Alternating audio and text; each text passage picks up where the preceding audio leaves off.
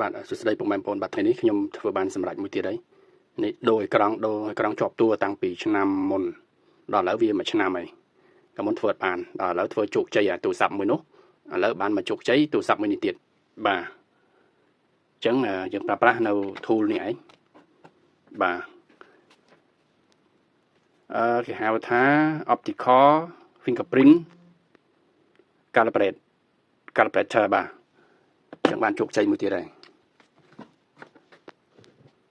យើងទៅឲ្យគេក្រុមហ៊ុនអស់$5ហើយ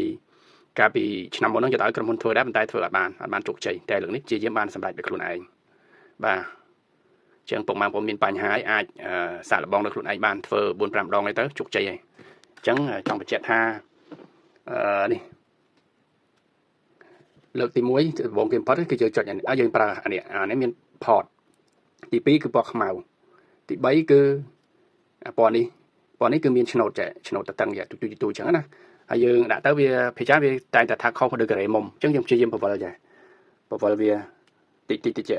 យើងដាក់អញ្ចឹងយើងបវលម្ដងតិចទៅចំដូចការ៉េវាគឺវាស្គាល់វាដើរហើយអញ្ចឹងនេះខ្ញុំធ្វើបានជោគជ័យមួយទៀតហើយអញ្ចឹងតោះយើងទៅមើលទាំងអស់គ្នាឥឡូវវា finish ហើយយើងត្រឡប់មកវិញហើយយើងបិទទូរស័ព្ទហើយយើងចង់បើកមកវិញ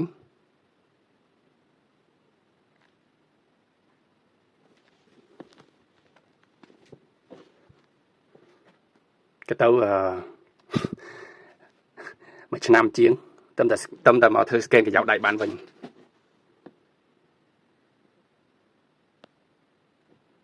Xiaomi 13 Ultra ខូចអេក្រង់ទាំងពីរ12 Pro ក៏បែកអេក្រង់13 Ultra ក៏បែកអេក្រង់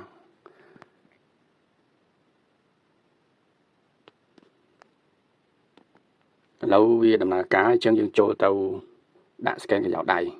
វាស្គាល់អត់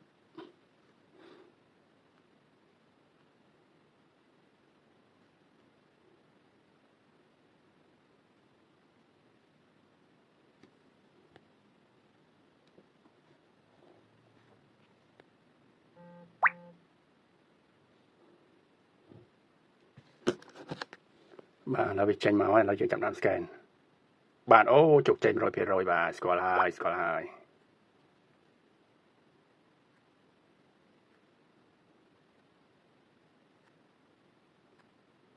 ខានប្រើ scan កញ្ចក់ដៃហ្នឹងមួយឆ្នាំជាងហើយ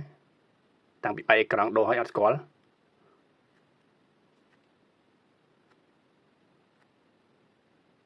បាទជោគជ័យ 100% បាទ